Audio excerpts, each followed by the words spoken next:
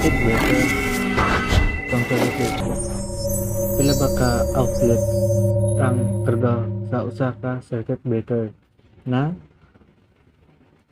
20 amperes. Ay, ito for example, ito ang 20. Wala na kasi akong 20. Pila ba?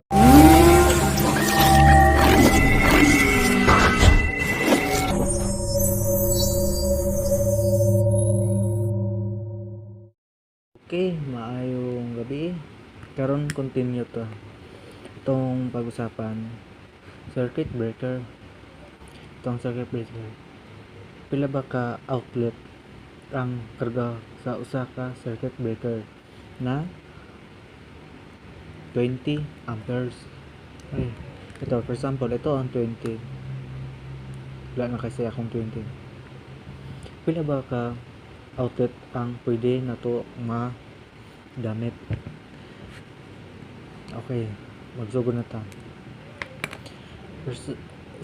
Ayan sa PEC o Philippine Electrical Code na sila gi-record na 180 volts ampere per outlet. Okay, paano ba? Para makuha natin ang amperahe, ang iyang pan, para kung pila ka outlet ang atong ikarga. Okay, sample ito 80% times 20 pila is equals to 16. Okay, 80 times of 20 is 18, no? 16. Ito 16. Ito ang 16 amps. Ikaduha 16. Ito ang 16. Ang iyang amperahe i-times o pila ang allowed sa PEC na ikarga sa per outlet is ito 180 volts ampere i-divide og 230 pila 78. Okay, ang ibutan na to day 78.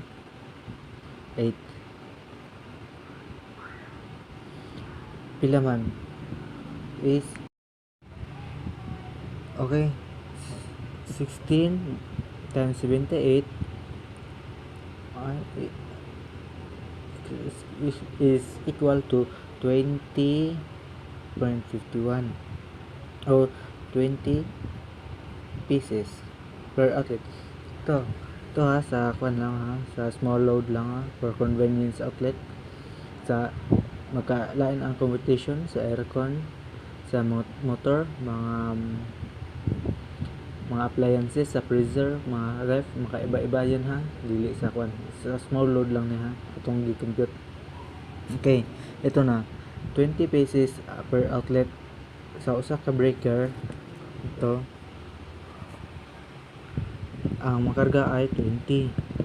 Natay maximum 10 to 15 outlet. Ang kaya natay maximum pag mag-install naman ta, dili naman idritso-dritso. Kailangan uban mga customer na mga na magpapuno na ay kung una ang ilang ibutang na sa ilang outlet mag-additional. Okay, yan lang ang kwan lang tugang CO outlet. Yan lang, the same ang solution sa light, CO lights. Ito, makita niyo yung last video ko ginawa ko. Ito same pa rin kung ilang ang gihimo natin. Okay, yan lang ang atong kwan sa ngayon. Kasi ang pwede natin i-kwan ay